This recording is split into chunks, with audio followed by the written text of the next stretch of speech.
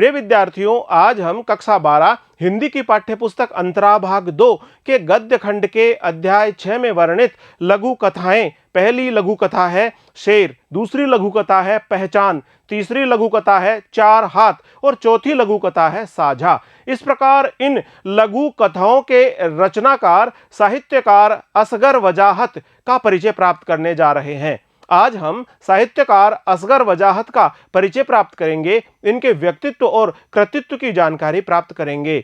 साहित्यकार असगर वजाहत का जन्म सन 1946 ईस्वी में हुआ। आपका जन्म उत्तर प्रदेश में स्थित फतेहपुर नामक स्थान पर हुआ। आइए असगर वजाहत का हम बिंदुवार परिचय प्राप्त कर लेते हैं। असगर वजाहत का जन्म सन 1946 ईस्वी में हुआ। इनका जन्म फतेहपुर उत्तर प्रदेश में हुआ। साहित्यकार असगर वजाहत का जन्म सन 1946 ईस्वी में फतेहपुर उत्तर प्रदेश में हुआ। उनकी प्रारंभिक शिक्षा फतेहपुर में ही हुई और आपकी जो प्रारंभिक शिक्षा है वह फतेहपुर में ही संपन्न हुई तथा विश्वविद्यालय स्तर की पढ़ाई उन्होंने अलीगढ़ मुस्लिम विश्वविद्यालय से की तथा अलीगढ़ मुस्लिम विश्वविद्यालय से उन्होंने विश्वविद्यालय स्तर की पढ़ाई पूरी की। सन 1955-56 से ही असगर वजाहत ने लेखन कार्य प्रारंभ कर दिया था। सन 1955-56 से ही लेखक असगर वजाहत ने अपनी लेखनी के माध्यम से रचनाओं को अंकित करना प्रारंभ कर दिया था और इस प्रकार से उन्होंने अपना लेखन कार्य सन 1955-56 से ही प्रारंभ कर दिया था। प्रारंभ में उन्होंने विभिन्न पत्र पत्रिकाओं में लेखन कार्य किया। बाद में वे दिल्ली के जामिया मिल्लिया विश्वविद्यालय में अध्यापन कार्य करने लगे और इस प्रकार से इन्होंने अपने लेखन कार्य के साथ साथ सबसे पहले विभिन्न प्रकार की पत्र पत्रिकाओं में इन्होंने लेखन का कार्य किया और उसके पश्चात आप दिल्ली के जामिया मिल्लिया विश्वविद्यालय में अध्यापन कार्य करने में संलग्न हुए।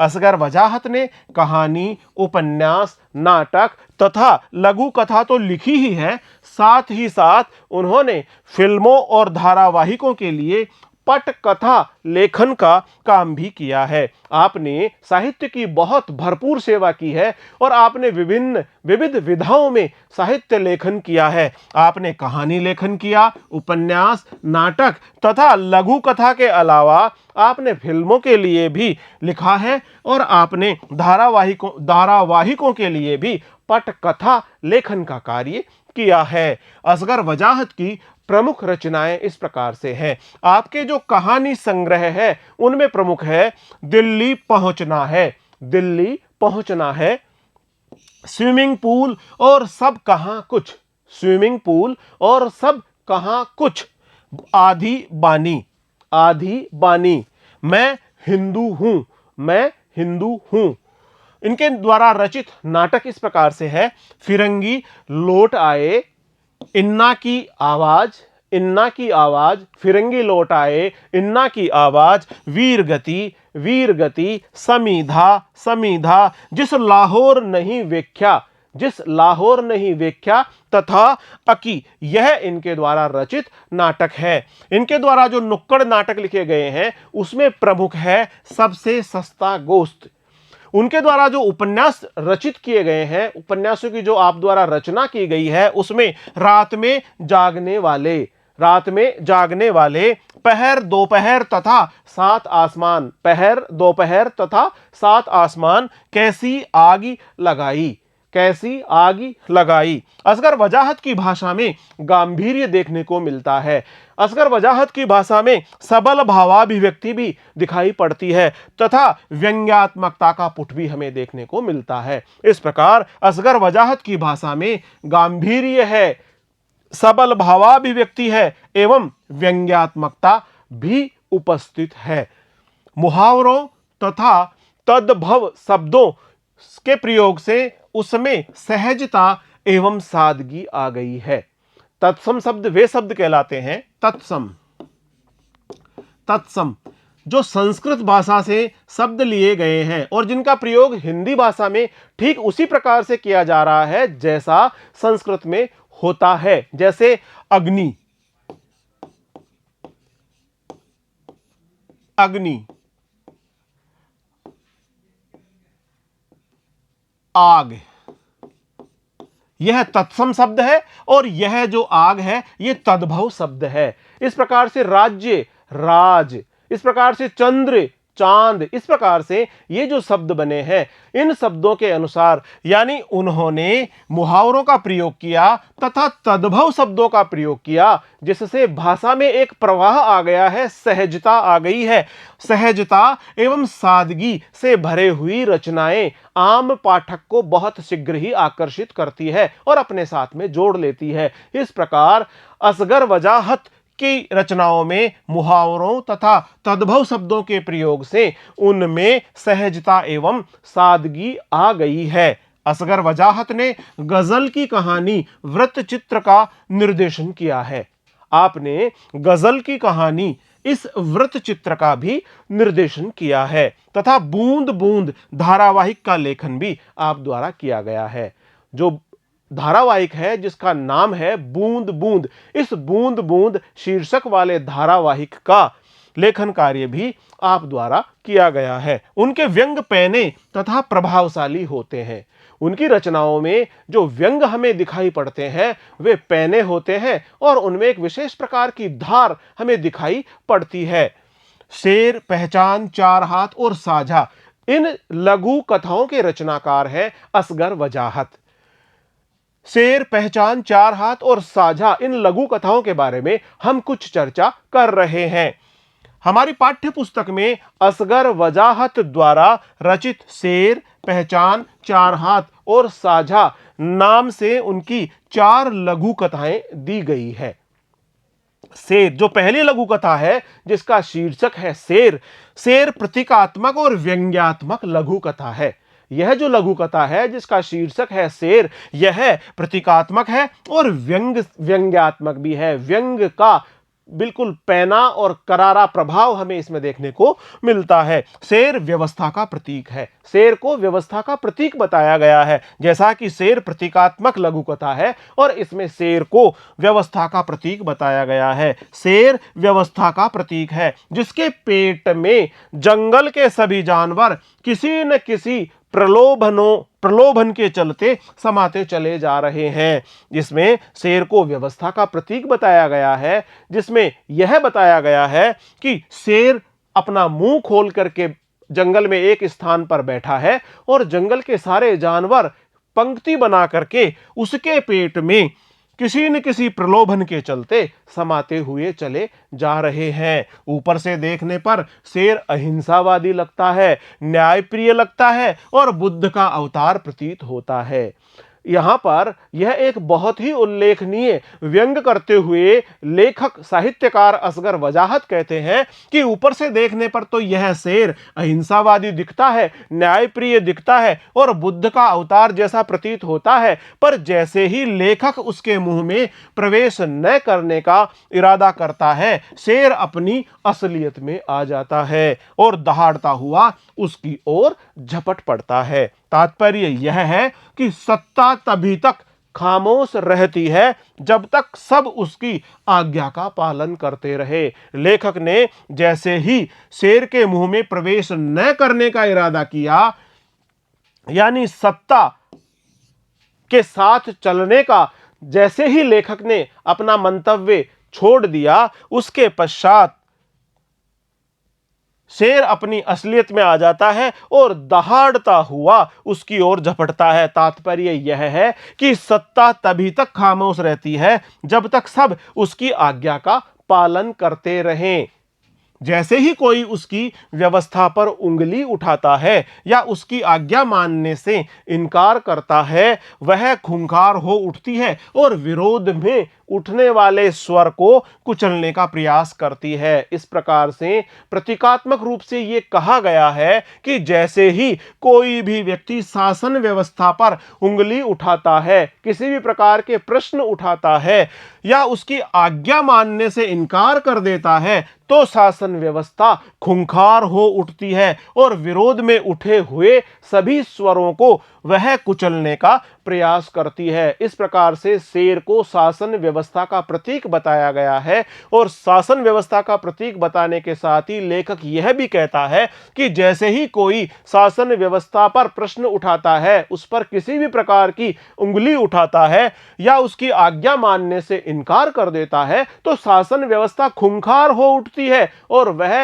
येन केन प्रकारेण उस उठने वाली आवाज को पूरी तरह से कुचलने का प्रयास करती है, दबाने का प्रयास करती है। इस कहानी के माध्यम से लेखक ने सुविधा भोगियों, छद्म क्रांतिकारियों, अहिंसावादियों और सह अस्तित्ववादियों के ढोंग पर भी गहरा प्रहार किया है। लेखक ने सुविधा भोगी लोग, जिन्हें अपनी स्वयं की सुविधा से मतलब है, जिन्हें राष्ट्र की कोई चिंता नहीं है, राष्ट्र की प्रगति से उन्हें कोई लेना देना नहीं है, उन्हें तो बस केवल और केवल मात्र खुद की सुविधाओं से ही लेना देना है, ऐसे लोगों के प्रति भी लेखक ने कड़ा प्रहार किया है। साथ ही साथ जो छद्म क्रांतिकारी है, देश के उत्थान के लिए, बदलाव के लिए, व्यवस्था में परिवर्तन के लिए कार्य करने वाले जो क्रांतिकारी हैं, वो तो राष्ट्र को प्रगति पथ पर अग्रसर करते हैं। लेकिन लेखक का कहना है कि ऐसे लोग जो वास्तव में क्रांतिकारी नहीं है, जो छद्म क्रांतिकारी है, जो क्रांतिकारी के भेष में बहरूपिये जैसे हैं, उन लोगों पर भी लेखक इस कहानी के माध्यम से कड़ा प्रहार करता है। साथ ही अहिंसावादियों और सह अस्तित्ववादियों से भी अगर वे ढोंग कर रहे हैं तो उस पर प्रहार करता है। पहचान दूसरी लघु कथा है जिसका शीर्षक है पहचान। और इस पहचान लघु कथा में राजा को बहरी, गूंगी और अंधी प्रजा पसंद आती है। राजा को बहरी प्रजा पसंद आती है, गूंगी प्रजा पसंद आती है और अंधी प्रजा पसंद आती है। बहरी वह जो सुन न सके, गूंगी वह जो बोल न सके और अंधी वह जो देख न सके। इस प्रकार राजा को ऐसी प्रजा पसंद आती है जो न तो बोल सके, न सुन सके और न कुछ देख सके। इस प्रकार से बहरी, गूंगी और अंधी प्रजा ही राजा को पसंद आती है, जो बिना कुछ बोले, बिना कुछ सुने और बिना कुछ देखे उसकी आज्ञा का पालन करते रहें, किसी भी प्रकार के अन्याय के विरुद्ध अपनी आवाज नहीं उठाएं, गूंगे बने रहें, अंधे बने रहें, बहरे बने रहें और इस प्रकार की ही प्रजा राजा को पसंद आया करती है। कहानीकार ने इसी यथार्थ की पहचान कराई है। भूमंडलीकरण और उदारीकरण के इस दौर में इन्हें प्रगति और उत्पादन से जोड़कर संगत और जरूरी भी ठहराया जा रहा है। इस छद्म प्रगति और विकास के बहाने राजा उत्पादन के सभी साधनों पर अपनी पकड़ मजबूत करता जाता है। वर्तमान में प्रगति विकास का बहुत जोर शोर से बोलबाला है और चारों तरफ से प्रगति और विकास के बारे में ही बातें की जाती है, जबकि वस्तुतः यह छद्म प्रगति ही हो सकती है। और इस छद्म प्रगति और विकास के बहाने राजा उत्पादन के सभी साधनों पर अपनी पकड़ मजबूत करता है और अपनी पकड़ मजबूत करते हुए वह उत्पादन को कई गुना बढ़ाने का विचार करता है और कई गुना अपने उत्पादन को बढ़ा भी देता है। वह लोगों के जीवन को स्वर्ग जैसा बनाने का झांसा देकर अपना जीवन स्वर्गमय बनाता है। वह लोगों को तो उनका जीवन स्वर्ग से भी सुंदर, स्वर्ग से भी अच्छा, स्वर्ग से भी बढ़कर सुखमय बनाने का एक जो दर्शन कराता है, झांसा देता है, वह सब केवल और केवल जनता को मूर्ख बनाने का ही कार्य है। वस्तुतः ऐसा करके राजा लोगों के जीवन को स्वर्ग जैसा बनाने का झांसा देकर अपना स्वयं का जीवन ही स्वर्गमय बनाता है, सुख से भरा बनाता है। वह जनता को एकजुट होने से रोकता है और उन्हें भुलावे में रखता है। यही उसकी सफलता का राज है। इस प्रकार साहित्यकार असगर वजाहत ने इस लघु कथा के माध्यम से भी पैना और करारा व्यंग किया है। चार हाथ अगली जो लघु कथा है जिसका शीर्षक है चार हाथ। पूंजीवादी व्यवस्था में मजदूरों के शोषण को यह लघु कथा उजागर करती है। पूंजीपति भांति भांति के उपाय करते हैं और मजदूरों को पंगु बनाने का प्रयास करते हैं। पूंजीवादी व्यवस्था में स्वयं पूंजीपति अपने आप को बहुत अधिक धन संपन्न बनाने का सबसे ज्यादा प्रयास करते हैं। वे अपने यहां कारखानों में काम करने वाले जितने भी जो उनके यहाँ श्रमिक हैं, मजदूर हैं, मेहनतकश लोग हैं, पसीना बहाने वाले लोग हैं, उनके बारे में ज्यादा चिंता फिक्र नहीं करते हैं, न ही उनकी आर्थिक और सामाजिक उन्नति के बारे में वो चर्चा करते हैं। इस प्रकार पूंजीपति लोग भांति भांति के उपाय अपनाते हैं और मजदूरों को पंगु बनाने का ही प्रयास करते रहते हैं। वे उनके अहम और अस्तित्व को छिन्न भिन्न करने के नए नए तरीके भी ढूंढते हैं और अंततः उनकी अस्मिता ही समाप्त कर देते हैं। उनकी अस्मिता, उनकी मान सम्मान, उनकी आजादी सब कुछ समाप्त कर दी जाती है। मजदूर विरोध करने की स्थिति में भी नहीं होते हैं। मजदूर क्योंकि कमजोर होते हैं, उनकी आवाज की बहुत अधिक बुलंदी से उठाने की क्षमताएं कम होती है और इस प्रकार से विरोध का स्वर वो पूरी तरह से मुखरित नहीं कर पाते, अन्याय के विरुद्ध खड़े नहीं हो पाते और इस प्रकार से मजदूरों का विरोध बहुत ही कमजोर होता है। वे मिलके कल पुर्जे बन गए हैं और जिस प्रकार से मजदूर मिलके यानी कारखाने के कल पुर्जे जैसे ही बन गए हैं और लाचारी में आधी मजदूरी पर भी काम करने के लिए तैयार हैं। गरीबी की स्थिति, शोषण की स्थिति, अन्याय की स्थिति के साथ में पूरी तरह से पूंजीपति ने मजदूर को पीस डाला है, रौंद डाला है और स्थिति ऐसी भी आ गई है कि लाचारी में, बहुत अधिक मजबूरी में, आधी मजदूरी पर भी मजदूर काम करने के लिए तैयार हैं। मजदूरों की यह लाचारी शोषण पर आधारित व्यवस्था का पर्दाफाश करती है और इस प्रकार से अंतिम और जो आखिरी लघु कथा है जिसका शीर्षक है साझा, इसमें उद्योगों पर कब्जा जमाने के बाद पूंजीपतियों की नजर किसानों की जमीन और किसानों द्वारा उत्पन्न किए गए उत्पादन पर जमी है। गांव का प्रभुत्वशाली वर्ग भी इसमें शामिल है।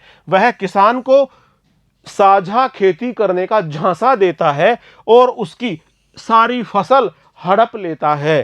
किसान को पता भी नहीं चलता और उसकी सारी कमाई हाथी के पेट में चली जाती है। यह हाथी और कोई नहीं बल्कि समाज का धनाढ्य और प्रभुत्वशाली वर्ग है जो किसानों को धोखे में डालकर उसकी सारी मेहनत गड़प कर जाता है। जो हाथी के रूप में प्रतीकात्मक रूप से संबोधित किया गया है वह धनाढ्य वर्ग है जो समाज में अपने आप को पूरी तरह से सभी प्रकार की सुख सुविधाओं से संपन्न पाता है। खूब सारे धन संपत्ति के साथ में अपने चारों ओर वह एक बहुत अच्छे जीवन जीता हुआ सा दिखाई पड़ता है। लेकिन दूसरी ओर ऐसे लोग जो खेती किसानी करके अपना जीवन पाल रहे हैं, उन किसानों के द्वारा उत्पादित अन्न और उनके द्वारा किए गए परिश्रम का पूरा मूल्य उनको प्राप्त नहीं होता और यह धनाढ्य वर्ग और प्रभुत्वशाली वर्ग ही इन किसानों को धोखे में डाल देते हैं और उनकी सारी मेहनत को हड़प लेते हैं। यह कहानी आजादी के बाद किसानों की बदहाली का वर्णन करते हुए उसके कारणों की भी पड़ताल करती है। प्रिय विद्यार्थियों, आज हमने अध्याय 6 में वर्णित साहित्यकार असगर वजाहत द्वारा रचित लघु कथाएं शेर, पहचान, चार हाथ, साझा के रचनाकार साहित्यकार असगर वजाहत का परिचय प्राप्त किया है। इनके व्यक्तित्व और कृतित्व के बारे में जानकारी प्राप्त की है। अगले वीडियो में हम साहित्यकार असगर वजाहत द्वारा रचित लघु कथाओं से संबंधित वीडियो लेकर शीघ्र ही आपके समक्ष उपस्थित होंगे। तब तक बहुत बहुत नमस्कार।